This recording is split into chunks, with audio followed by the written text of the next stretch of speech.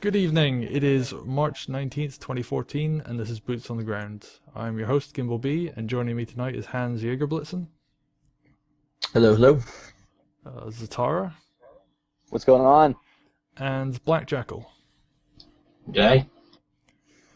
So yeah, there's a few things to talk about tonight, and I guess I just want to start off with something we mentioned last week, which was the event that happened over the weekend.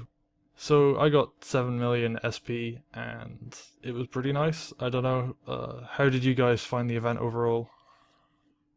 I found it to be awesome. All weekend, we had a great time. I went on to an alt character, of course, and capped him out as well. Noblesse oblige, and it was really enjoyable. This was probably the coolest event that I've participated in a long time. I enjoyed it way more than the heavy event, just because, keeping up with Twitter and watching CMDR Wings Twitter feed blow up, and realizing that we had already met the stretch goal before Sunday was over. It was really, really fun. Yeah, the turnout was great. People seem to enjoy it a lot, and that's everything you want out of a successful event. So it's good to see CCP knock one out of the park this time. I will say I've got a slightly different perspective. I enjoyed the games when I played on any server but the Oceanic server, to be perfectly honest. Oceanic server was full every match, but every single person was AFKing in it. Oh, Other than that, if sucks. you play on the US servers, if you ever play on the US servers, something like that, during the event, it Is was that fairly awesome typical experience. for the Oceanic server in general? Generally, we don't get full games of 16v16 AFKers, but we were at this event. Fair enough. That's I pretty mean, bad. I personally had a history of abusing Oceania server in events before, but those are like other videos. Uh, Oh that boy. was for scientific purpose, we'll say. The Oceanic region been dumping ground since 1850. Okay, so I take it everybody got like a ton of skill points then, and I actually really liked that we got it today, which was very surprising. Like CCP don't normally come in and say, "Oh, we did it a day early." They're learning slowly, yes. I was quite pleasantly surprised to log in today and find I had the excess skill points already. I was really pleased that, I mean, even if it hadn't been today and it had been tomorrow, I was just really pleased that knowing that we're going to get drop suit command, I could spec into something and go play a different playstyle that I hadn't played. So I spec'd Commando, a Mark Commando, and I've been playing around with it today, and it was really cool. I am enjoying the fact that I know that it's safe SP to put it into at the moment. Yeah, that's probably where I'll put my points tonight as well, into a new suit, and just try it out till 1.8 drops. I mean, it's great for 1.8 too in general, that people are just going to have this extra huge amount of points, so that no matter what new toy you've been looking for, whether it's a suit or a sidearm or whatever, like there's going to be enough points to go around to cover most of the stuff that people want to try. So, which I think is a pretty good place to be in going into 1.8. I mean, personally, I decided to go for the safer route and just go for like general skills. So I finally have shield upgrades 5 after probably should have had it a year ago, but I finally got it. So, but yeah, like overall, I thought the event was great, and it was cool seeing the peak players hit its highest point in like over a year, or just actually no, it was like 9 months. Was it over 9,000? No, it was over 5,000 though, and it hasn't done that in like a very long time. That's pretty good. Yeah, although I think it's sharply dropped since then because a lot of people have burnt out on having to like grind 3 characters. But yeah, I That's mean, understandable. it was a fun event and I liked it, and I hope that we do more like community-wide events again, because I think even though there was a lot of people who were like, I don't care that I'm dying all the time because I'm contributing to getting like millions of SP. Well, and I think that's really important too, is that it encourages. I mean, so much of this game encourages people to, do what's. I mean, even just the fact that you lose your gear and you have ISK efficiency to deal with as a thing, it encourages people not to take risks with their fitting and not to take risks with their playstyles, and not to just try some of these combinations of weapons and suits that they have points for that they could play around with, but people normally wouldn't, because if they're not spec'd into it, they don't want to look bad on the kill board or whatever. having an event like this where loss actually helps you towards your goal, people will run the fits, the commando fits or the scout fits or whatever they're not used to. They'll run in this event because dying just helps the team, and I think that it makes for a fun atmosphere where people are more relaxed about what they bring out and play with, and that's good. It's refreshing. Okay. Well, I think we're going to move on to the next topic then. Go a little bit faster paced this week. And I wasn't really going to bring this up that much before a few hours ago when Kane told me something. And that was that I announced Solar Gaming League this week. There is a thread on the forums which has some more details, and in like 4 or 5 days I'll be posting a sign up thread for it. I'll do that after 1.8 drops. So the actual official signups for that are after the patch, so you can enjoy the patch for a few days and then get your team together and all that stuff. So that's all announced, and I was pretty happy to announce that. And the preseason, I've got funding for it. CCP are all on board. Well, Logibro's on board to set matches up anyway. I'm fairly sure he's gonna hate me by the end of the preseason, but oh well. Yeah, well, congratulations. Glad to have you set that up. Thank you. And the reason that I'm sort of bringing this up, though, is that there was a thing Kane said today which had me very worried, and that was, he said to someone, if you're looking to get into escrow services, you might want to rethink that. And I went to him and tried to get further clarification, and he wasn't being very specific. He's under NDA, and he obviously can't go into any kind of detail. And I talked to Hans about this before the show, and he can't go into any specific detail either, but from what I can gather, there's a chance that they might be looking at stopping people from running escrow services.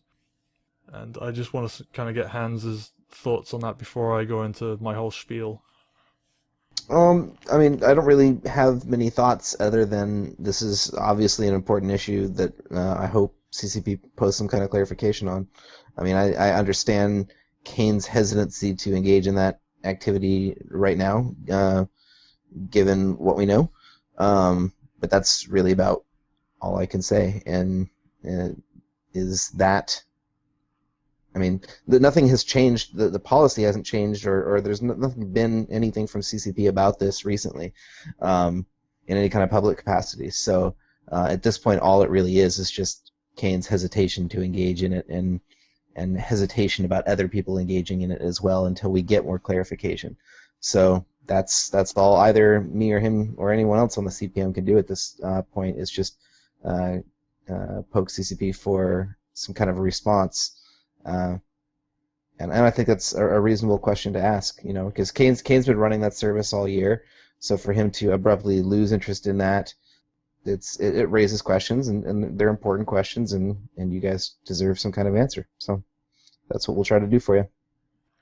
Okay, and I'd like to sort of go on that, because from a tournament runner's perspective, I was going to, Season 1, the preseason's funded fully, Dust University is sponsoring.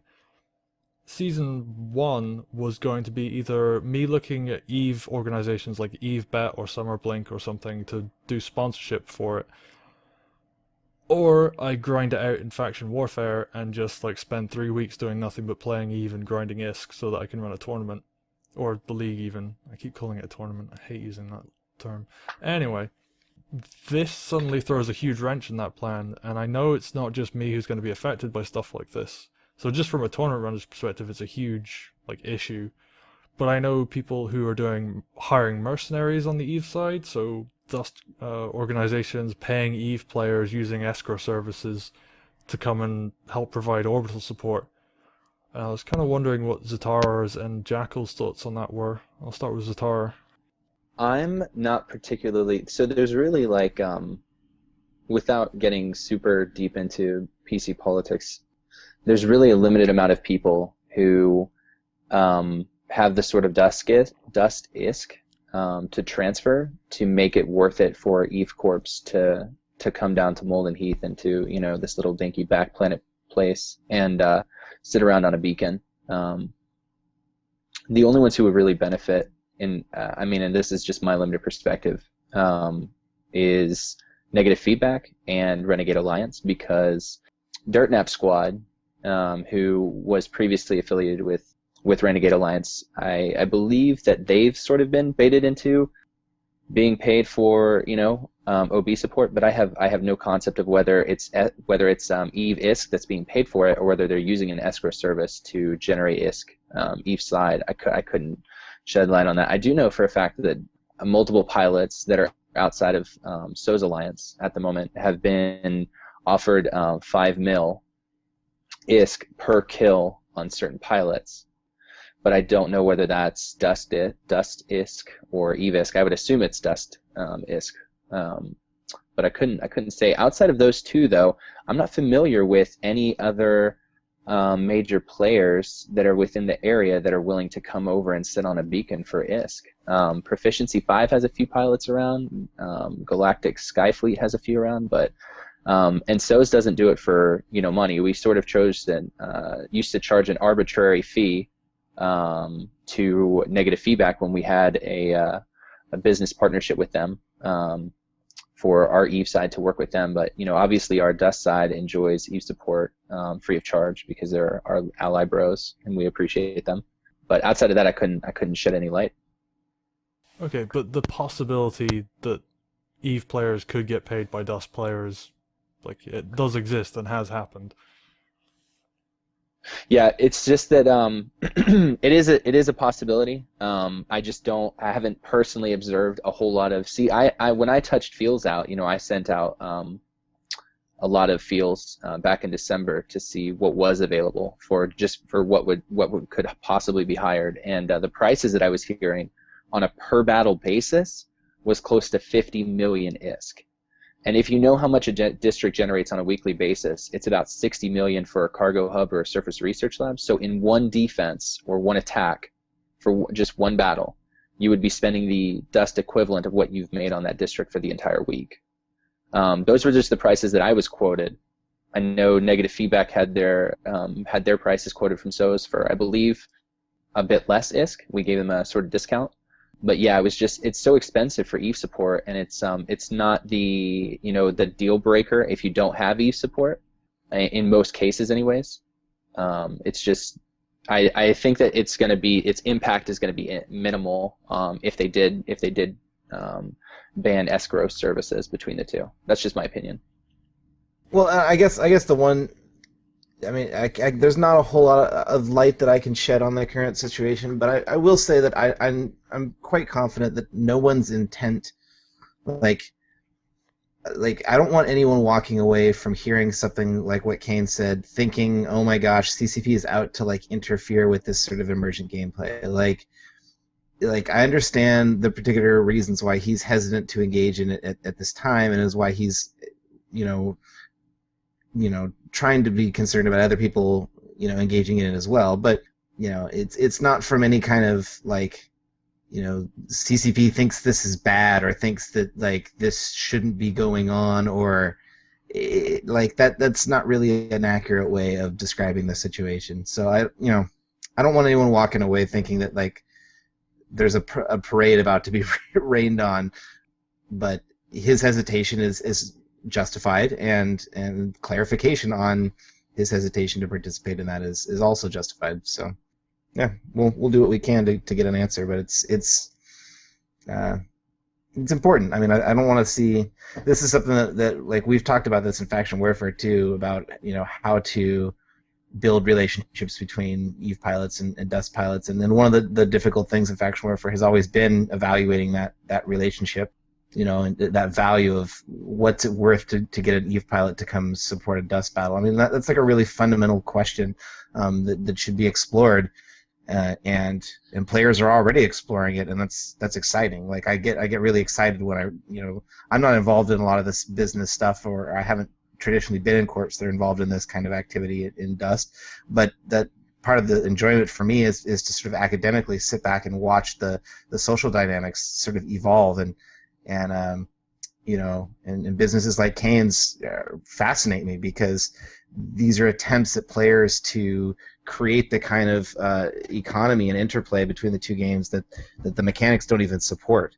and I get really excited every time I see social dynamics sort of supersede what the mechanics will allow people to do. And if there's hesitancy right now, it's more to do with making sure that these kinds of things are done responsibly and that there's the right infrastructure set up for these kinds of things as each game changes. And in the end, like, this is something we want I think everybody, us CCP players, everyone wants to see happen. That I'm pretty confident saying as much. I'll go along with Hans here and just pretty much say, I like the emergent gameplay that's come out, especially with Kane's escrow services. But the real thing is, we don't, as Hans can't elaborate, we don't know what is happening here. We don't know whether they're trying to, as he says, they don't want to interfere with emergent gameplay. So we can probably rule out a complete and total ban on escrow services, but they might be introducing some sort of functionality that makes escrow services less effective, or I don't know. As Hans can't do it, and I'll reserve judgment on how much impact it will have until such time as we actually get that information. Okay.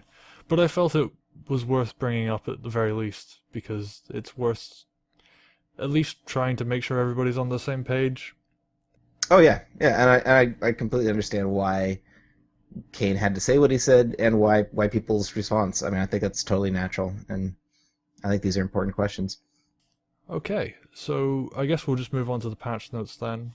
We talked a bit about suits last week, or we talked a lot about suits last week, so we're pretty much just going to skip over those because they haven't actually changed since that dev blog. So I'm just going to go through the patch notes, and if people want to give thoughts on each thing, then we'll go through it. So the first one is path to game and overall UI, inline skillbook purchasing added back to the marketplace. So I don't know if that's a typo, if that's meant to be online skillbook, or Hans, do you know what this actually means?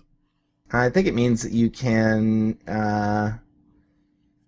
go back. Let's see. You used to be able to purchase stuff from the marketplace, or you be able to inject them from the marketplace? Yeah, I believe that was removed when they introduced the new skill tree. With I think you had to sort of unlock and then you'd buy the skill book as you got to it. On the inline skill book purchasing back to the marketplace, I believe would probably bring it back into the marketplace so you can buy the books prior to the skill point achievement level. Okay, that makes sense. So it's just a fairly simple, we're adding like a simple functionality back to the game. Yeah. I don't know why it was removed to be it's not like a change. I know much about the history on that particular one. So. Okay, so the next one, this is a bit more of a talking point. Warpoint rewards for vehicle damage have been reintroduced. No, so this is actually a really good thing, bringing back in this thing. So it actually allows you to get war points aside from either the kill assist or the actual death of AV. So you hit a tank, you're going to get some points. You're doing your effort. So it'll actually encourage people to go AV in teams and stuff like that to actually take out, because everyone will get a reward for it. So can you elaborate on this? Just because I'm actually like semi-unfamiliar with this. I know that currently you get the 75 if you helped kill Zatara. Okay, I think what he was going to say was you get the 75 for going and getting an assist on a vehicle, and you get the 150 if you kill the tank, or it's like 40 and 30 for LAVs, and 75 and I think it's 50 for dropships, although I could be wrong on that one. As far as the assist goes, or as far as the assist goes, I know it's 75 for killing a dropship. Yeah, and I don't remember off the top of my head what I probably should have looked this up. I guess I don't know that I would even have access to the specific numbers, because that goes all the way back to closed beta. But you used to get points for damaging vehicles even if you didn't destroy them. So you used to get 25 points if you did a certain percentage of damage. 25%, yeah. That makes sense. And so if you pinged a dropship a couple of times, or you pinged a tank a couple of times with a forage gun, even if you didn't take it out completely, you'd at least get some partial point credits for the fact that you were dealing a massive amount of damage to that vehicle. So this was one of those things that was causing exploit issues back in the day. That's why it was removed in the begin with. But since then, CCP's come up with this sort of throttle limiter on point accumulation in battles. This algorithm that basically keeps all kinds of exploits, at a manageable level, regardless of what the methodology is that's used to rack up points quickly. So when the CPM was discussing AV, we've brought this up on many occasions that AV is a huge issue that needs a really serious balancing pass on. But this is one of the suggestions that we've pushed for, especially now that this point limiter system is back in, because without the exploit reason to not have it, there's really no reason not to have it in there. And I think this is a change that dovetails really nicely with the design direction of the 1.7 vehicles, which is that they're much more resilient now, and the role of the AV is changing. It's no longer about necessarily destroying the vehicle, it's about keeping them away from your infantry long enough for them to do their job.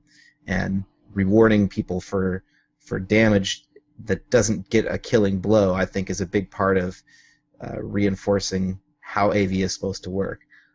It's certainly not any kind of end-all solution. Like, it's not going to change the fact that plasma cannons suck, and that we're getting one less AV nade. Like, these are significant things that need to be looked at. But in the meantime, it'll at least sort of psychologically reinforce more like proactive AV squad behavior, and I think that's an important component of this.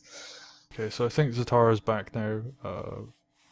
I'm fairly sure Hans was answering what you were trying to ask while you were gone, though. Hopefully he got enough of that. I'm not sure. Yeah, I did. So it sounds like it's going to be similar to the rep tool throttle on war points. Is that accurate? Yeah. So there's the throttle in general, but it's on all types of war point accumulation, regardless of the method right now. So it's about like, I mean, I don't want to go too much into it because they've got a specific algorithm that they don't want like people to figure out really quick, but it's just a way of not enabling people to just stack points, and it's the general limiter, not on a particular activity. But functionally, yeah, it would be kind of like the rep tool one. I gotcha. Perfect. Okay, thanks for clarifying that. Okay, so I mean, this seems just like a really great change, because I've been running AV a lot recently, and I've noticed that I put like 10 forge gun rounds into a tank or something over the course of a match, and I don't kill it, but I keep it away from where it wants to be, and then I end the match and I have 0 war points, despite the fact that I've just like been doing a ridiculous amount of damage to a tank all game, and actually like really contributing to my team. So I'm happy. Anything that encourages actual teamwork and doing something for the team is good for the gameplay. Just balancing in general, I think it's really important to sort of explore an aspect of it at a given time. And I know there's a lot of frustration out there right now that there's not more number changes with regards to AV, but I still think there is a valuable lesson that we can learn from just seeing what kind of a difference people's interest in squad-based behavior, teamwork, doing AV in groups, even if not everyone's going to get the killing blow, people are still going to get points. Like, seeing how that affects people play could could really change the discussion about where the problem spots in the AV balance are. And this is just another like light that'll be shed on that problem area of the game. And that's what I hope people take from this is an opportunity to sort of see how this plays out, rather than, oh God, it's all fucked, there's nothing we can do, I think there's something we can learn from this, at least in the meantime, while we wait for CCB to make more meaningful changes. So drop shoots we talked about, so we'll just go down to the weapons. Oh God, the only thing I'd say about drop suits is if you missed it, we are getting a respec for drop suit command, so you're getting all of those points back to spend however you want. That's the only thing I'll say on that. And that's specifically to the drop suit command tree, not the upgrades. The upgrades or the weapons or any of that stuff. It's strictly the command tree. Yep. That's an important thing to keep in mind when planning. I don't want anyone like spending all their points and then realizing it was on a non-refunded branch. So. Yep. But we'll go into weapons then. And Hans, you were telling me before the show that you've actually seen these weapons in action, because there's 3 different sidearms coming in. Yeah. There's 3 different sidearms.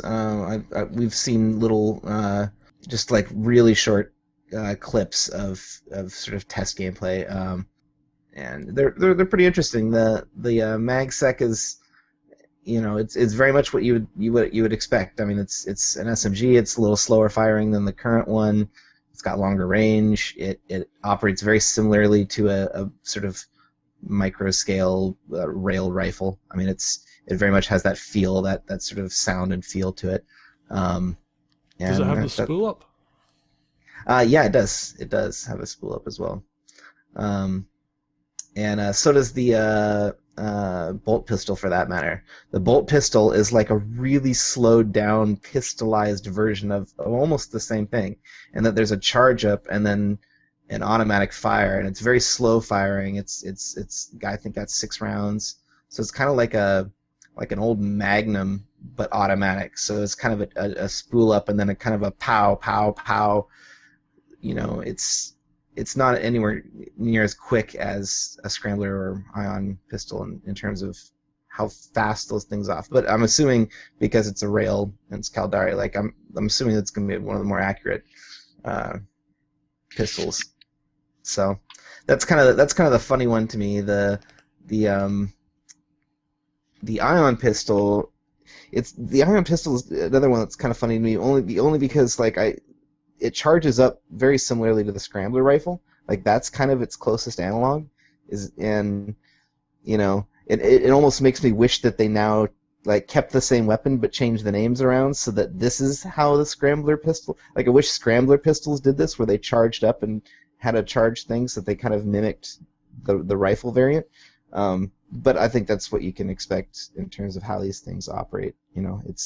It'll have a sort of a quicker fire semi-auto thing that you can do, or you can charge it up and release it, and it'll have an overheat thing on it too. So that seems really weird that they're doing it that way around. Like, just as you were saying, like it seems like an Amar thing, the ion pistol. Yeah, I mean that's just my personal. I mean, everyone's got their. I'm sure there's going to be people that'll love it. Maybe there'll be people that'll hate it, but that's it. That's what it strikes. What it brings up immediately when I see it work reminds me of the scrambler rifle. So it kind of makes me the like I like to see patterns, and so it makes me wish that that's kind of how the scrambler pistol will operate. But it should be interesting. So, any thoughts from Jackal or Zatara on this? Yeah, I'm really excited about these new sidearms. We were waiting for sidearm parity for quite a while, and running around with Minmatar or Amar sidearm weapons has been sort of a flaw in anyone who's got that purist ideal, myself included. I've got the Caldari ideal in my head, and I don't like running around with other weapons if I can avoid it. But all the stats look relatively good from what I can see. I probably agree with Hans on the ion pistol. Does seem to be more of a Amar charge-up mechanic, or if you take this sniper rifle rail into account, more of a Caldari sort of implement as well, since they've got things like the sniper rifle which have a charge-up mode on one of the versions as well. Yeah, I don't think any one of these 3 is necessarily going to be a game changer. The SMG might be, in that it brings. I think there's a role there for a longer ranged sidearm that can fill the hole for like forge gun heavies. I mean, that's probably the one of the 3 that I plan to spec into if it plays out how I think it will. Just because that's kind of a weakness. If you either have this extremely short range, SMG sort of option, or a pistol, but the forge gun is so specific to vehicle combat that I think there's going to be an interesting place there for sort of medium range self-defense with the MagSec. I think that'll probably be the most interesting of the 3. Guaranteed I'll be running on my my swarm launcher fit. There's no doubt there. Running a a medium range sidearm compared to Yeah, that's Bolt a or perfect SMG. that's a perfect pair there. Or things like even the things like the plasma cannon. It'll give people more freedom if it works well at that range, which is kind of goofy to me for a sidearm. Anyways, like it's weird to have long range, like I don't know. It'll be interesting, but I think it'll pair really well with these weapons that people want to fit and want to play with and enjoy, but that don't want to feel totally gimped by taking something wilder like a mass driver or a plasma cannon or swarm launcher. I agree. I don't have an issue with. I mean, I really want to see the sidearms in action. That's what I'm really excited for. But there's nothing that stats wise. I think definitely the MagSec is going to be where I'm. If swarms are ever buffed back into relevancy again, then I will definitely run swarms with a MagSec, just for because as opposed to a commando suit, if I prefer to have a grenade slot or extra equips or something like that, I want something that's going to be able to be competitive at range and not just in CQC. So I think it'll be a good little weapon there. Okay, so I guess we can only really see how these play out it's just over 5 days now. It just turned midnight here. So yeah, I'll do a boots on the ground afterwards and we'll get some more thoughts on those. But aside from that, they sound interesting at the very least, and I like the sound of. I don't really like the rail rifle, although that's for reasons I won't go into now, but I can certainly see why people like those kind of weapons, and I think the MagSec is going to fill like a really good role of like the mid-range sidearm. I'm actually waiting to see the bolt pistol snipers that can sit and shoot you out at 72 meters. That'll be interesting. I'm sure it'll be infuriating, but it'll be interesting anyway.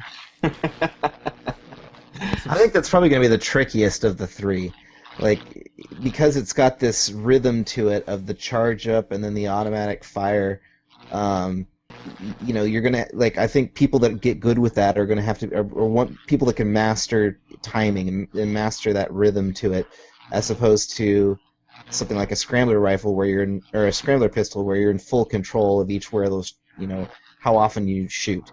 If you can get several shots in rapid succession, great. Or if they're moving or something, you might want to, you just have more control, I think, with the scrambler or the ion than you do with the bolt.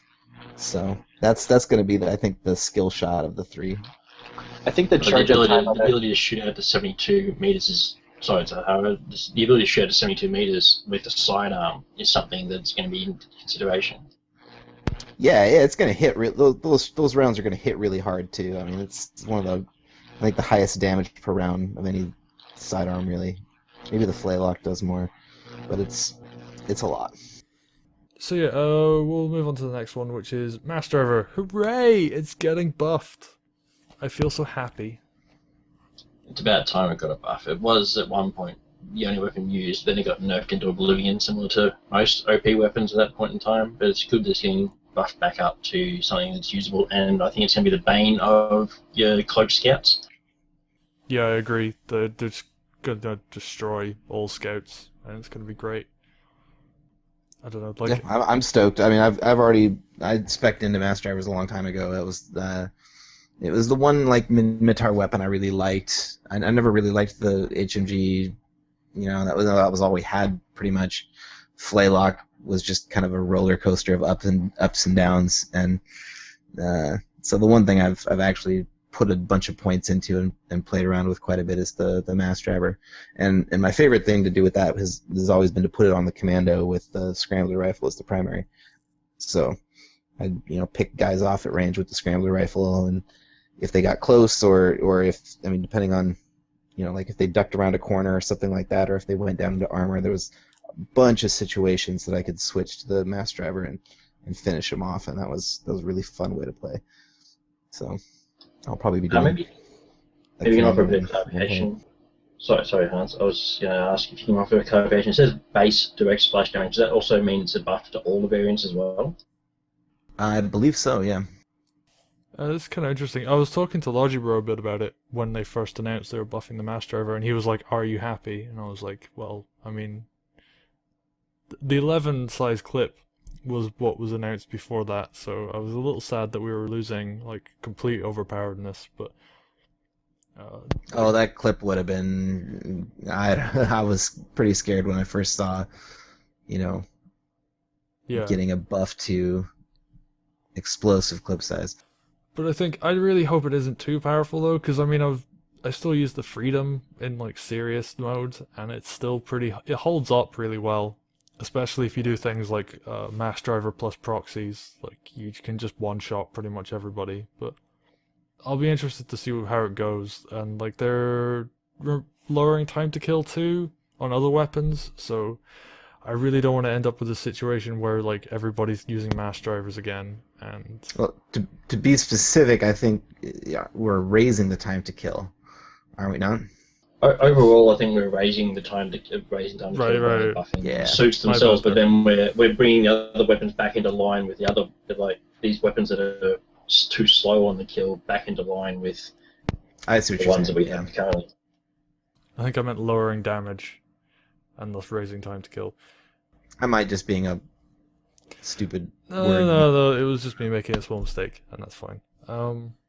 So yeah, I mean, I'm happy that the mass driver is getting some love. I just don't want it. I don't want it to be flavor of the month again, because it's ridiculous. Oh yeah, it's arguably like one of the most dangerous weapons for them to play with balance-wise, because, and I'd almost have them err on the side of it being underpowered rather than overpowered, because it's like those kind of weapons in shooters, like it like hits on a nerve. Like people really don't like them, and that doesn't mean they don't have a place. I find them crazy fun, and like the fact that they annoy people makes me enjoy it that much more.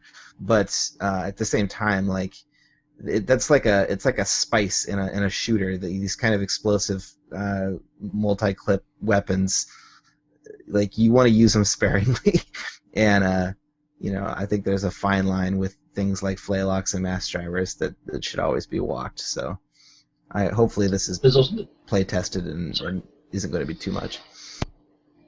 There's also the fact that it has a secondary effect where the explosion does block your view and stuff like that. So it does have the other features that, you get shot by a rifle, you get shot, but you can still see the guy who's shooting you. You get shot by a mass driver that lands in front of you.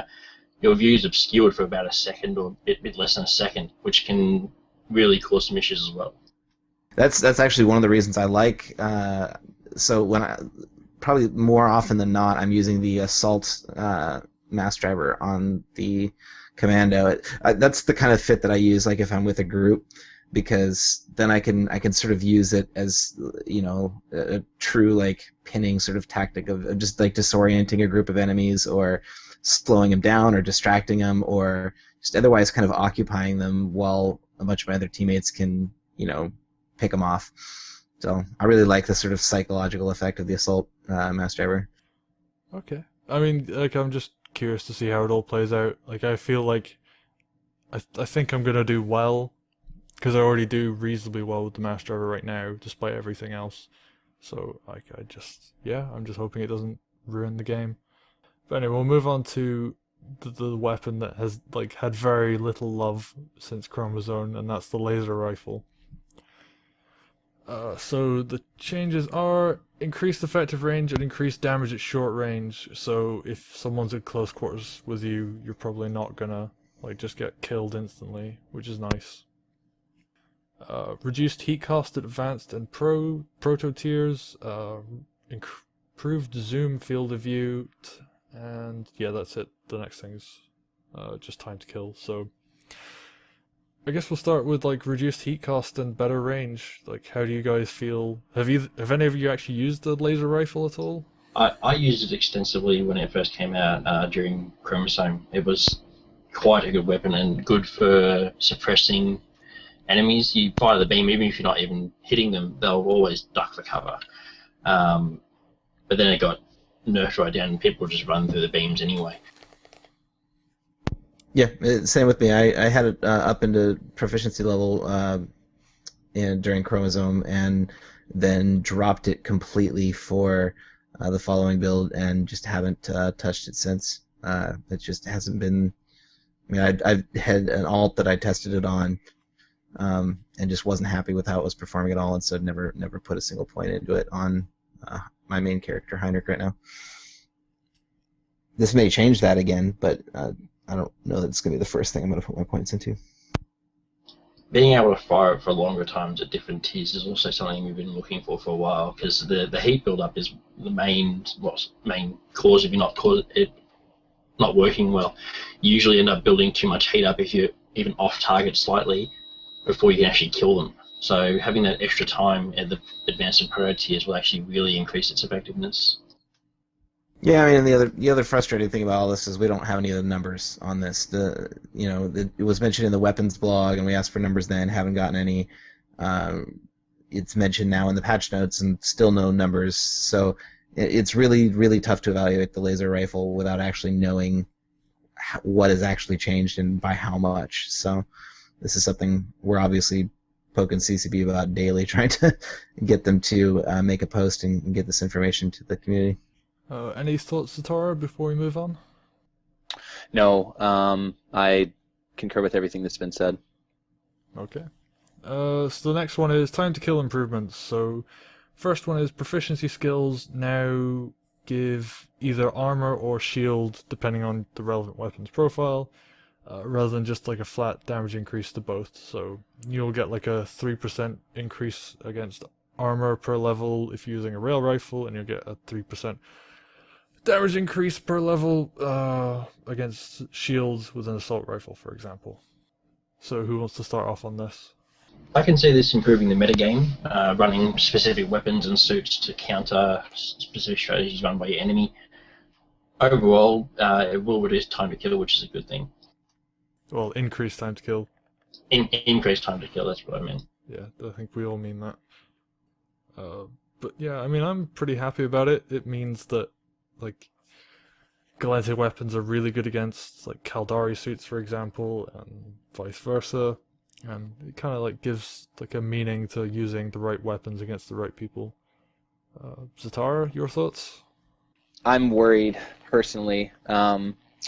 See, the thing of it is I mean, just a few weapons, specifically like, the shotgun. I would have preferred that, I don't know if anybody else feels like the rate of fire change is going to be inconsequential, but I, just using the shotgun in the past little while, I've really noticed a difference between my main, which does not have proficiency, and then my alt, which does.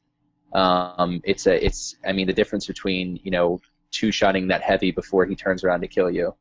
I'm slightly worried. It's going to be something where I'm definitely going to, reserve judgment until I see how it plays out. But I am slightly worried about some weapons and how proficiency is going to end up affecting the ability for certain weapons to still maintain alpha damage. Because, like shotguns, I would have preferred that it was for, I believe it's shields right now, is what its proficiency is going to apply damage to, and I would have preferred that it was armor, because most times that I'm shotgunning, I'm running in with a flux anyways. But, that's just one small example. I mean, would you say that, how do you feel about the principle versus, like, the specific decisions about the individual weapons? Because, I mean, I agree with you. Like, something like the shotgun makes far more sense on armor. I mean, that I think is pretty straightforward. But I mean, I still like the actual premise of making weapons do more specific specialized. Like I like the idea of weapons that shoot for holes in people's armor and create a more interesting sort of combat meta. Assuming I totally agree, and I think that I think it's going to be really interesting to see, like the rail rifle, doing, proficiency actually doing more damage. I kind of want to see the way it's going to play out with, even with the rail rifle taking a 15% at proto level decrease to DPS, I believe. I kind of want to see the way it's going, I mean, have they said whether it's going to be 2% to armor damage, or whether it's going to be 3 or 3% it says right here it's 3% per level. Okay, so yeah, I think it's I mean, the 20% that it already does to armor, it's just going to hit like a rock. But I definitely think as far as making it towards shields, it's definitely going to see that disparity more. And I like that idea. I love the idea of it, and that's really the point. Like you said, that specific example doesn't make necessarily sense to me. But overall, I'm excited. I feel kind of the same way about the like the resists on the Sentinel suit. I really, I mean, that to me is what a Sentinel suit should be. It should be something that's tough. Like that should be its defining feature. And so I like the resistances on it, but like I would have, maybe paired it up according to sort of the typical racial enemies. Like an Amar would have, a resistance against Minmatar, but then Galente is a secondary as opposed to I think it's Caldari that is their other one they have resist to right now. But I think both of these, I think like the systems design, like the approach is getting better and better on each of these passes that they're doing, even if some of the specific like implementation on this weapon or that weapon or this suit or that suit, I have some disagreements on. Okay, so I guess we'll move on to the next time to kill thing, which is damage mods have been reduced to 3%, 4%, and 5% bonus to weapon damage from 3, 5, and 10%. Controversial. This is definitely a controversial one because obviously it's not only a nerf to damage of infantry versus infantry, but it does impact quite heavily onto anti-vehicle fire as well. Yeah, I mean, I run a swarm suit that has 3 complex damage mods on it, and that's going to do quite a lot less damage. I see the move being great for infantry versus infantry combat, so your time to kills increased and stuff like that. But when it comes to what else those damage mods do affect, it has hit more than was intended. And to some degree, I think that's fine. Like, I think part of the issue with the balance right now is just that the damage mods have been so powerful that they're really a must fit in a lot of circumstances. Like, think of how many fits out there rely on fully using your upper 2 or 3 or 4 slots for damage mods. I mean, not many people fit 4, but between 1 and 3, if that's what's available, often gets filled with damage mods in the current sort of schema of things. And moving that back to a place where shield tanking, I mean, that's the whole other thing, right? If we're going to, stretch out time to kill and we're going to create more interesting dynamics between shield, attacking shields versus attacking armor, we also have to create an environment where people are going to be encouraged to shield fit their suits as well. And certainly now that we've got the full lineup, you don't want to be in a position where Caldari Sentinels are always going to feel obligated to take 2 or 3 damage mods because they feel like they can't be competitive without it. And scaling back the power of damage mods, I think, goes a long way towards creating a more like healthy variety of things that you could do with your high slots. That said, you're absolutely right. Like it's a big swat to AV, and like at the worst possible time to be swatting AV.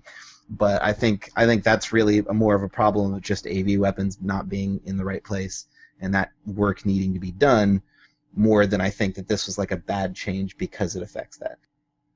No, I completely agree. Well, it's not a bad change. It's just a secondary effect of swatting AV. As you said, probably the worst time to swat AV is probably what makes a lot of people put that negative spin on this change. In every other respect, aside from AV, it is a positive move forward.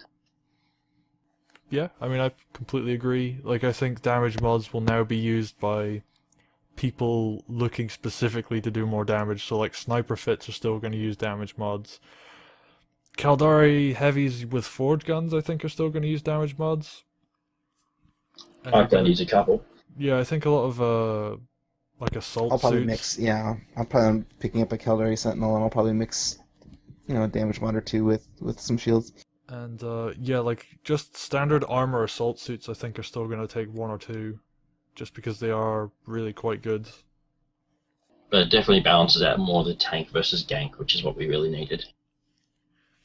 And I think it helps with armor versus shield as well, because like you kind of had to go like heavy armor with damage mods. That was sort of the meta for quite a while, or just like a ton of shield and a ton of armor. But I feel like shield and other high slot modules as well, because there are other high slots stuff that you can use. It just like nobody does use it at all.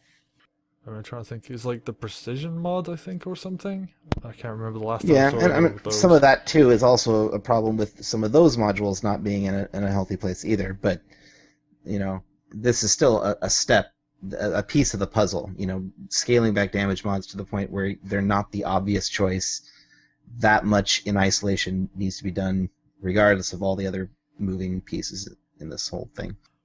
Okay, I guess we'll move on to base damage then. Base damage has been reduced on the following weapons: assault rifle, scrambler rifle, combat rifle, rail rifle, and submachine gun. It's just a move to lower time to kill. They've always been some of the higher DPS weapons, so bringing them down into line with others it was a natural choice for the aim of improving time to kill. The only thing I worry about is currently, like, I mean, if you know the landscape of PC, for any of those that are familiar with it, Duval assault rifles, breach assault rifles, tactical assault rifles just have no place in PC currently, and it's not because they're competitive weapons that no one wants to use. It's because they're not competitive weapons compared to the combat rifle and the rail rifle right now, out of the assault rifle variants. I almost feel like, specifically, I might have at the moment I'm reserving judgment, but I have a feeling that the breach assault rifle needed some love. I have a feeling that the TAC might have needed some love. I know it got, it's sort of in a place now where it's not extremely useful, and I'm not positive that the extent to which the assault rifle was nerfed was necessarily a good nerf, but that's just my opinion, and that's from the biased perspective of a PC player who can only see those rifles around. Outside of that, though, I think the combat rifle nerf and the rail rifle nerf were good nerfs. I think it brings it down in line. The only thing that I'm worried about with those being nerfed is that the fact that the HMG is still going to be as powerful as it is right now, which it melts. It absolutely destroys. It's really, really effective, and I mean, I'm obviously in no position to say, oh well, I know right now it's going to be OP, but it does slightly disturb me that it's if anything, it's going to be just as powerful as it is right now with all of these other weapons being nerfed. No, I'm not as concerned about the HMG. The HMG is I still find it pretty situational, and with all the other options on the table for range combat, in a lot of circumstances where you need more than the I think it looks better. I mean, it's good, but I don't worry about it as much as some of the sort of like panic rhetoric that you hear out there about it. But I think you're right in general, though. Like it's once again a case of like I have all kinds of questions about the individual choices about why this rifle was nerfed this percentage, like when it didn't seem to be near as bad as this other one. I've got all kinds of quibbles about that, but just a question about HMGs. Is it standard for people who run them to run damage mods in high? Yes, absolutely. In PC, actually, most people prefer to run basic heavy frames just because you could get 2 damage mods as opposed to. It's exactly what I run. I've never. Well, the damage mod nerf is going to hurt them. The damage mod nerf is going to hurt them quite a bit then. Oh, I don't even know if the Amar is on the heavy frame is going to have the different slot layout than the actual racial this time. Is that confirmed that they're going to actually have the same differences? I thought that it would just be without the bonus this time, as opposed to the 2 high, 3 low, with the Sentinel having 1 high, 4 low. I don't have the sheet in front of me. I gotcha. But yeah, I definitely think that HMGs are affected right now by damage mods, and that's definitely something that I can't without seeing what's going to happen within the sphere of what I observe. Couldn't obviously at this point you have to reserve judgment, but I'm not there with the panic rhetoric yet. But I think the main thing is I don't know if you guys noticed this, but there was sort of a thread knot on the forums that was done when they wrote up about the damage changes by one of my members in Fatal Absolution named Arcana Wareinspire, and the thread was basically making some of these accusations about specifically the breach assault rifle and a couple of weapons like that were nerfed, because the DPS just seems, the disparity seems really high between what the breach assault rifle can accomplish, because there are people who want to be able to use the breach assault rifle and feel just as competitive as a proto rail rifle. I mean, part of my interest in all of this isn't even as much at this point, like, because let's face it, like 1.8, we've dealt with this in 1.7, 1.6, every patch of Uprising we've dealt with this where, some numbers have been posted and then people put really detailed feedback and raise all kinds of really serious valid questions and do all of the spreadsheet number crunching, red flagging, like all the heavy lifting for CCP in providing them with all this information, and then we get, a set of final stats that are just more confusing than anything else. Like, it just has, like, and that's frustrating for me, as someone who's worked on the CSM and worked, in a more iterative process with a greater level of communication, guys like Fozzie and Rise that have built a functional process around this of going back and forth until you arrive at something sensical, and that's still missing over on the Dust side, and it's something that's still missing, and it needs to be set up and start being practiced, and it's been difficult to establish regularity with those kinds of things, like even just getting information ourselves as CPM representatives. This is a challenge. We didn't get a lot of numbers very much sooner than the public did in this particular case. So, like, we're left with all the same questions you guys are. Like, I wish I had an answer as to why the breach was nerfed the way that it did. I just don't, because we never got to that conversation before the final numbers were posted up. So, a lot of it has to do with some of the bigger changes that are coming to Dust that have been hinted at and that people are scratching their heads trying to figure out. But, like, I don't think that, any amount of work that's on bigger scale stuff, it's no substitute for, like, nailing down some of these really important processes, because we're going to see this even in the future until the whole process of how balancing is done has changed. Okay, so I think we'll just move on to the next one, which is... So one of the big changes that's coming this patch, and I think a lot of people have been asking this for a long time, is the grenade counts getting reduced by 1 for all grenade types, except they don't put it in the notes, but I think Thuckers are already 1 already. Yeah, it's a good question. I haven't seen if anybody's found... I know there's a lot of people digging through the SDE right now, the data export, that's associated with this an answer on that one, because that's kind of a head scratcher too, as to what happens with those.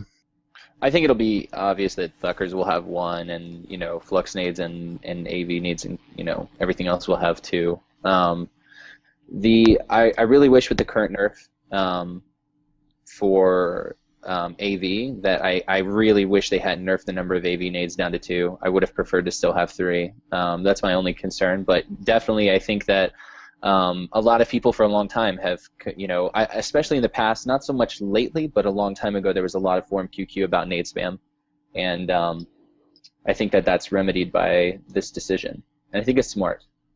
I can definitely confirm that that's the intent. I mean, that was definitely, like, reducing grenade spam was, like, the entire reason behind this. So that's, I mean, that much is pretty straightforward. But you're right. Like, why AV nades? Why do they need it too? Like, AV nades and flux nades really aren't, like, they're not really in that same category of what people are frustrated with when they're frustrated by grenade spam. They're frustrated by people stacking up hives and then sitting there and lobbing contact grenades as like a primary weapon. Like, as this extreme sort of case. And so I don't really know why they were swept up in it. That's why I'm just curious about this, because you say, oh, well, it just makes sense that the Thucker would only be 1 and not reduced.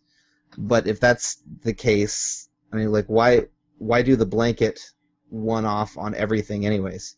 Like, that makes it seem like that might have been the easier thing to code, would be to strip off 1 grenade off all of them, which does kind of raise the question of the contract grenades. So I don't know. That's It does something. confuse me, this move as well, as to why they do it this way compared to, say, preventing hives and supply depots from replenishing grenades. That's That how I would would have probably changed it. Yeah. that would probably stop the grenade spam a lot more effectively, and not have reduced the capability of what grenades you're already carrying. Yeah, and that's exactly what my own recommendation was on our internal forums was to just stop the re-up. I mean, that used to be back in beta. That used to be how it worked. Is hives just didn't restock your nades, and it didn't become a problem until they did, and then I that do I do became. recall that. I do recall that back in closed beta, it was a matter of you had your lot of grenades and you had to go to a supply depot, switch out suit to get your grenades back. You couldn't just stand near a supply depot or near a nano hive and get your nades back. Yeah, and Today. it's another weapon just like flaylocks or mass drivers, where it's you're playing with fire in terms of the balance. Like it's huge amount of respect needs to be given to explosive weapons in shooter design.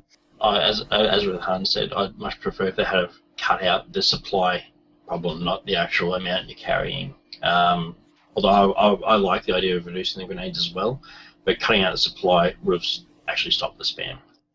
And yeah, the poor AV grenade gets like hit with the nerf stick and then has its amount that you can carry reduced as well.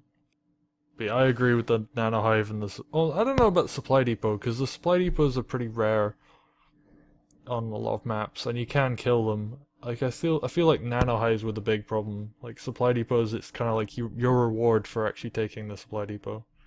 The supply depot removal was more for future planning, when we could probably drop in things like supply depots, where you could probably, if you could still get them from supply depots and you could drop them in, you drop them in on the point in nade spam. I guess. Although, I wonder if that's more of a problem with just dropping supply depots on points. But oh well. Anyway, I guess I just kind of agree with you on the nano hive thing, and that's my final thought. So that's everything for weapons. There isn't that much more left to cover. I guess the thing that I want to cover, which we did last week, was they revealed what the cloaking device actually looks like. I was wondering what your thoughts were on that. I guess we'll start with I should probably Hans. go first here. Well, what I think of it, Yeah. um, I've that's another one where I've seen footage of it in action, and it is very difficult to see these guys when they're running. I wasn't really. I mean, I guess I can't really describe it in words. There's no substitute for actually seeing it, but I would just like. There's only so much you can get from the GIFs or the little animations that were on the site. Like, I don't know that quite does it justice. So, I found them pretty darn cloaky, pretty difficult to detect. You have to really be looking for somebody, or really paying attention to your reticle and using that to be your sort of scout finder if they decide to cloak up and go around the corner. If you're like on the chase, I think it'll be pretty straightforward to track them unless you get distracted. Like, I think it's a person that's running after someone that's also running, that's cloaked. If you're focusing on them, you'll probably be able to follow their movement and get them. But there's a lot of things that if you're not looking for it, they're going to be pretty sneaky. I think the main issue that's come up on the forums, which I sort of sympathise with, is the fact that you can still hack while cloaked. And when you're standing still, obviously you're practically completely invisible. And if you're moving while hacking, you're generally not doing it right anyway, unless you're avoiding fire. So what issues? I see a lot of issues arising from the fact that you could literally get behind someone's lines while cloaked and hack the point without ever being seen. Although if you're hacking like a letter point, I'm not you worried can still about get hacking killed. points cloaked at all because It's not so much the points. It's not so much the points. It's things like the CRUs and stuff like that, where you can hack from 360 degrees around it. You know, with the points, yes. you're obviously standing in a certain area. They can throw a grenade there, and they're pretty much guaranteed to hit you if they throw it in the right spot. But if you're at a CRU, you could be anywhere in the CRU, same as a supply depot, a vehicle. You know, if you're hacking some enemy vehicle or something like that, same thing. You can be from anywhere in the same around the area. Yeah, I mean, and who knows? Maybe it becomes a deal where, you know, we need to look at the possibility of having other things flash when being hacked too. I mean, that's another. I mean, it's kind of solution to a solution to a solution, but maybe that's the step. I mean, the option on the table for kind of creating a more interesting environment with cloaky hacking, I guess. I don't know. I don't really see the need to allow cloaking while hacked, but our big focus during that whole discussion regarding cloaking wasn't even so much about the hacking. It was kind of an afterthought, but was much more about whether somebody could shoot while cloaked. That was kind of the big, thing we had to push on and make sure CCP handled right. I, for one, am really excited about the cloaks. I like of all the things that are in 1.8, that's the one that's the most exciting for me. I mean, and that even is toppling racial parity. I am super excited for the cloak. I think it's going to be really really cool. Some of the kinks that they worked out early about being able to shoot, being able to throw equips, all of those were worked out, and everything that I've seen so far, I haven't had any complaints about it. I'm extremely excited to see how it works out on the field of battle. I actually like the idea that you can hack objectives while cloaked. I think that's actually kind of cool. I mean, obviously, there's only a limited amount of space that you can be hacking an objective, so it's going to be obvious. But I'm really really excited. The only thing I am not excited about is the possibility of other suits trying to fit a cloak.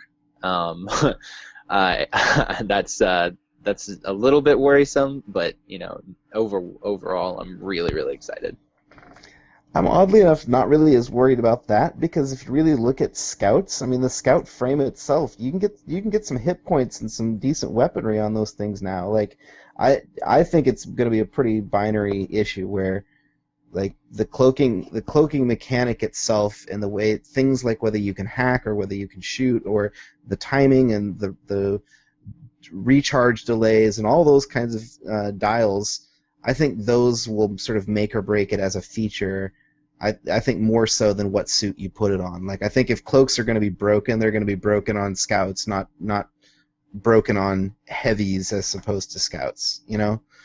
Because if you have to gimp yourself to get it to fit on another suit anyways, it's kind of just doing it wrong at that point. Like, you're Well, thankfully, we know that heavies will never have a cloak unless they give heavies an equip slot. Yeah, no, I know. But that would be, a concern. I guess I'm just I just like, maybe this is just me, but I just like the idea of scouts being the ones who have that fleshed out ability. I know there's like a massive amount of argument that goes against this, but this is just my personal opinion.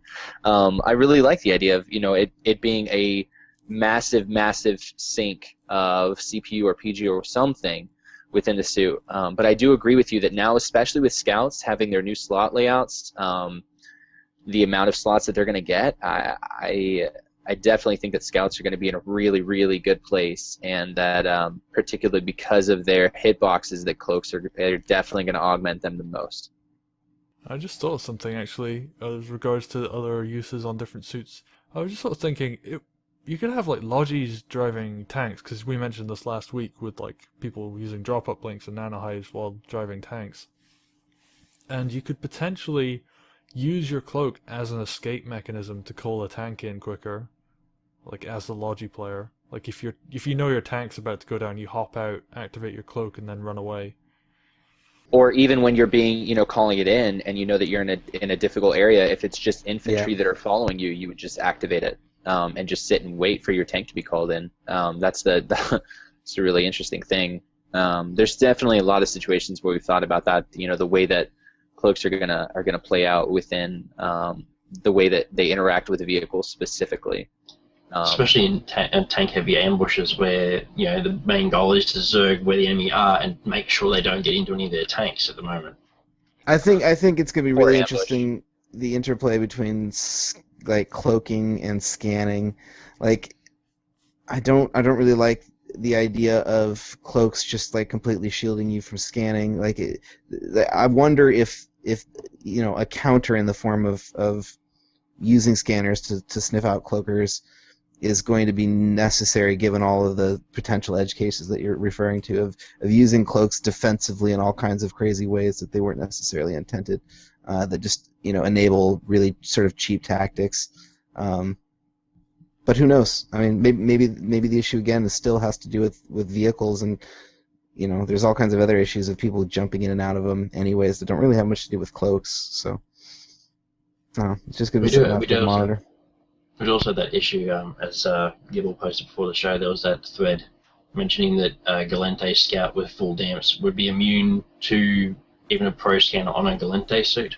Add a cloak on top of that, and they're practically invisible to everything. I think it was the Galente Scout with 1 proto and 1 advanced damp could get under literally everything. Like nothing could actually find you, and that's not even with a cloak. That's without a cloak. So it is pretty crazy, but So probably just some numbers tweaking is really needed. That's about all I'd say. it could be precision mods they buffed. I mean, we were just talking about how they aren't the most viable high slot thing right now, so it could be they just need tweaked up. But yeah, I don't know. Yeah, there's definitely a few modules like those precision enhancers that I can tell you in PC, are only used if there's nothing, like if you can't stack more tank or gank. And that's sort of like a thing where it is it's trying to figure out, what is the value of putting in a precision enhancer versus something else that can increase your tank or something. Okay, well I guess that's that for equipment. All the other equipment changes are basically just everything's becoming racial specific. So nano highs for Caldari and all that stuff. If you're not a Caldari Logi, you're not going to get the most out of a nano hive. And same with drop-up links and repair tools and scanners. So we'll move on to one of the last few things here, which is Planetary Conquest change. Locking a district will now ensure the attacker loses clones and ISK when there is no battle. I think this is actually a really good change. It obviously a needed change. The ability to lock and farm districts was doing far more ISK than it really should have been. What's the what's the question? So we're talking about the PC change in the patch notes. Oh, locking. Oh man. Oh, I'm glad you asked this. This is my one area that I feel supremely confident about talking. PC locking done. It's a massively good breath of fresh air. I am really, really grateful about it. So PC locking basically used to be where you could lock your district with an alt corp, right? And we all know the process. You could just attack it with a clone pack, and then it would refund the clone pack back to you. So that 36 mil would go back to whatever corp was attacked, as long as you did not show into the battle. And what I mean by not show into the battle is you could actually go in there, but you couldn't hack a point. You couldn't win or lose the battle. If it was deemed that it was a no-show, because no objectives were hacked, then refund that clone pack, and then you would basically have your district under attack for 2 remaining days because somebody had attacked you and lost, in a sense. So, yeah, you would make your 16 or 22 mil, and it was sort of an easy, cheap way to prevent anyone from attacking you. The only way to have a PC fight was to pick somebody's lock by camping their timer and figuring out exactly when it was going to come online, which was a whole other process that we engaged in.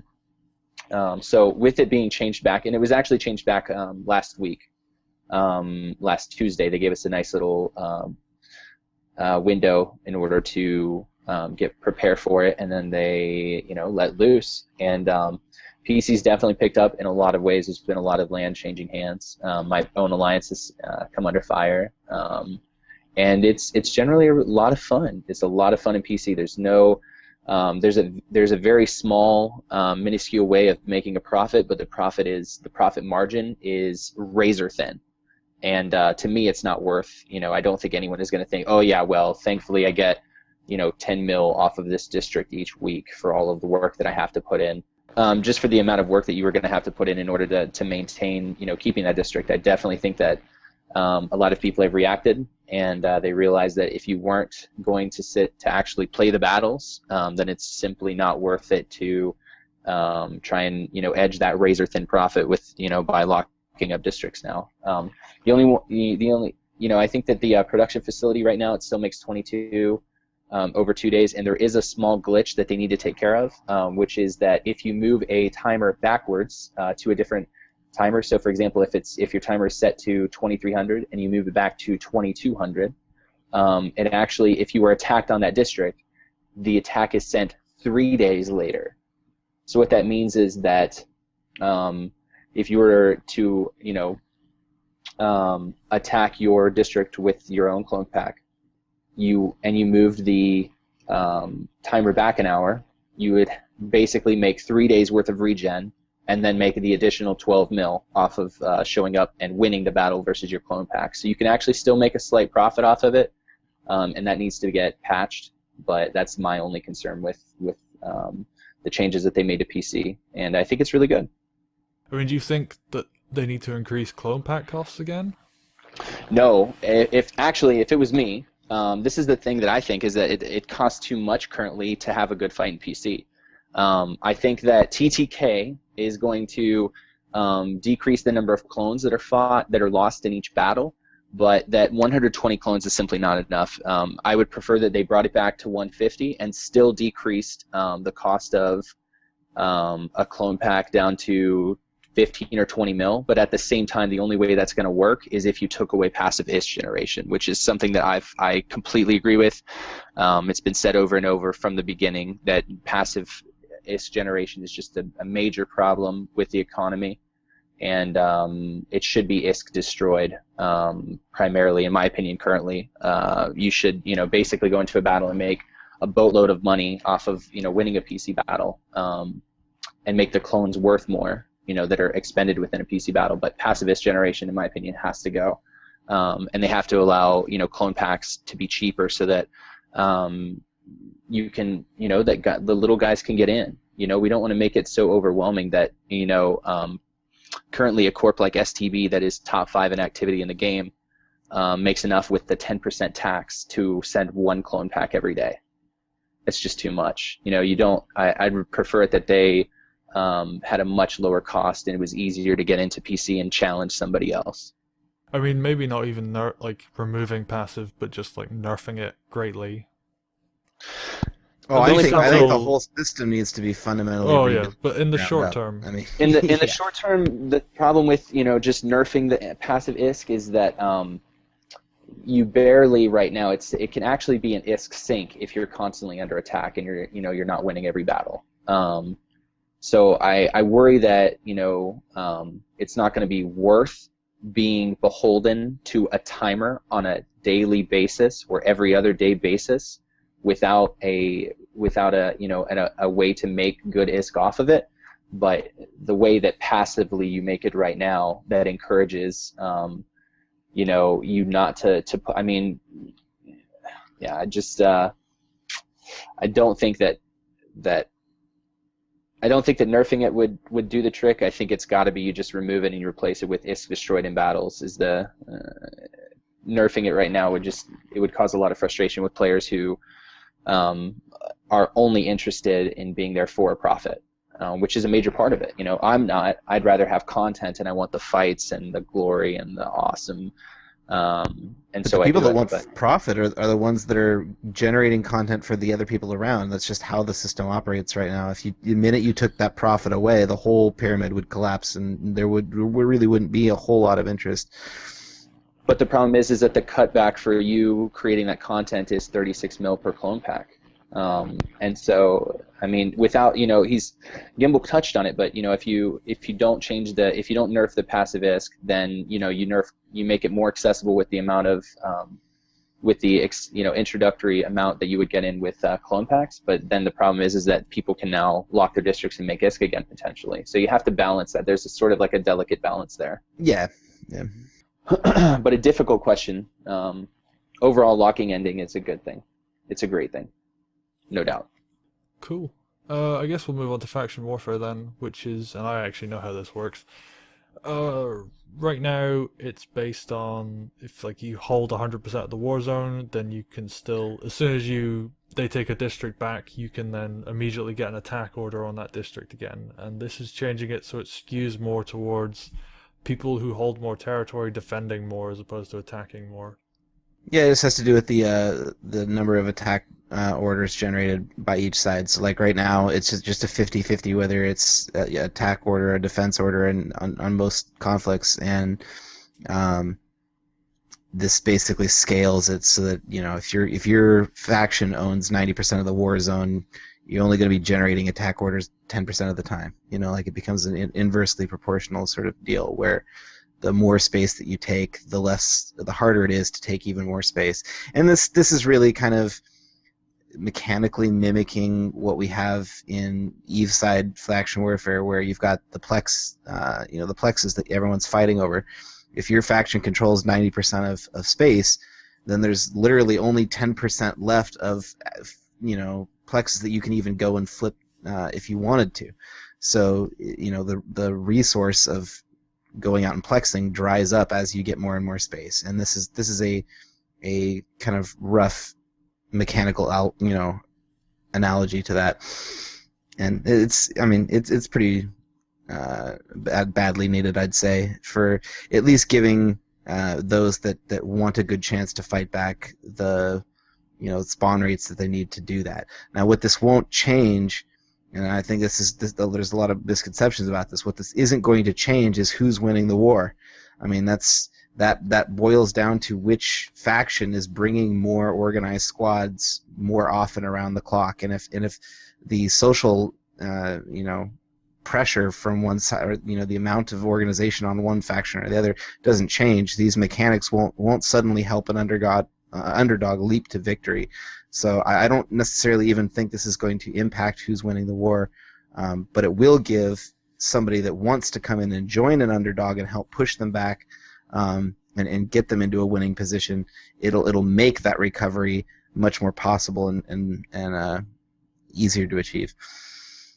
Yeah, I mean, the only thing I would say about this is that it's a good step, but I feel like faction warfare still, there's a lot of work to do.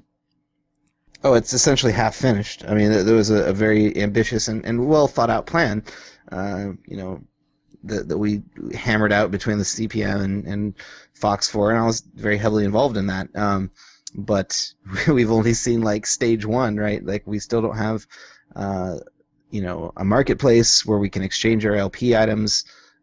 We still don't have some of these features for, coordinating Eve attacks and Dust attacks. We still don't have the reward balance, even without a marketplace, in a healthy spot right now. So there's just a lot of work to be done still, and I hope CCB will allocate the time to finish the job. Yeah. Jackal, any thoughts before we go on to the next thing? No, I completely agree with Hans on the front. This is a step, and anyone can see this is a step. This isn't the entire plan. So I'm looking forward to what CCP will do with it in the future. Cool. Right, we'll move on to the last two things. One is improved performance on certain maps that had a high installation count. So I guess this is just like frame rate and less crashes and stuff like that. Again, something that probably will happen every time they release new patches. They always optimize code and stuff like that. So this is always a good thing to see in patch notes that they've actually physically gone out and actually done it. It's always something good to know they've done.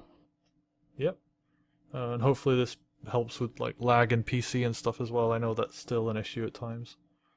And a lot of that is centered on equipment spam still, though. But definitely having the performance of the actual map lowered will decrease the impact equipment spam will have on you. Yep. And the last one is to ensure parity with EVE Online support. Customer support for Dust 5.14 will now be offered in the following languages: English, Russian, Japanese, and German. So all of those Russian, Japanese, and German people listening, you now have customer support apparently. I don't think there really is much of a discussion topic on that. It's just kind of a good thing. Yeah, just an all-round good thing. Having more languages. I'm trying to look up right now and see if that list has changed. There was a debate about Spanish not being offered, I believe. Well, that's what I'm wondering. I'm wondering if, because French, Italian, Spanish are all on, the forums are all in those languages. I'm wondering if customer support was in those languages as well, and if it's been a reduction. Um, I just don't remember the initial language list off the top of my head. If there's any discussion about it, I'm assuming that's what it's about. Is I guess there's fewer languages being offered now, but I might be totally off on that. I couldn't really see them offering fewer. The only way I could see is offering more. I will look it up. That's That's I would that's what I will generally do. say. I would generally say it would be a bit of a silly move to reduce your customer support base. I mean, unless it was a case of, hey, there's like nobody using I would this I would language support. assume pretty heavily that if that decision was made like that, that would be the reason why. I mean, that's why they dropped, was it Linux for Eve, was just like, Wine was doing the job better and nobody was using it, so it's just like one of those kind of situations where, like, if you... CCP is trying to be very serious and business oriented with all of their internal decision making right now. Like, you know, that's just a part of this, you know, evolution that they're going through. They're growing and maturing as a company. That goes as much for the Shanghai studio as it does for Iceland, and as they get more and more serious about this stuff, they're, you know, tightening belts here and creating better efficiency here and there, and just sort of fine tuning and you know, if things get cut along the way, it's a pretty safe bet that that's why. It's because it just wasn't making good business sense. Okay, well, I think that's everything for tonight's on Boots on the Ground. So everybody have a good time with the patch in 5 days. We'll be back. I think I have to go away for a couple of days, specifically next week, which will be pretty much straight after the patch. So I'll do Boots on the Ground on like Friday or Saturday. So yeah, and that gives people a chance to actually play the game before, because like the difference between patch day and the day after is normally pretty huge. So yeah, thanks everybody for coming on tonight, and we'll see No you problem. next week.